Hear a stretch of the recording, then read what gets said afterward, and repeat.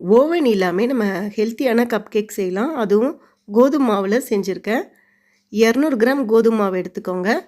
2 table spoon cocoa powder, 1 teaspoon baking powder, கொஞ்சமாக உப்பு இதெல்லாம் சேர்த்து நல்லா கலந்து விட்டுக்கோங்க. சர்க்கரையை பவுட்ரு பண்ணி எடுத்து வச்சுருக்கேன். அது ஒரு 100 கிராம் சேர்த்துக்கோங்க. 2 டேபிள் ஸ்பூன் வெண்ணெய் சேர்த்துக்கலாம். 2 முட்டை சேர்த்துருக்கேன். வெதுவெதுப்பான தண்ணி ஊற்றி நான் கலந்துக்கிறேன். தண்ணிக்கு பதில் நீங்கள் பால் கூட ஊற்றி நல்லா மிக்ஸ் பண்ணிக்கலாம். நல்லா பீட் பண்ணிக்கோங்க. கொஞ்சமாக சாக்கோ சிப்ஸ் சேர்த்துக்கிறேன். பாதி அளவு மட்டும் ஊற்றிக்கோங்க. மேலே சாக்கோ சிப்ஸ் சேர்த்துக்கோங்க.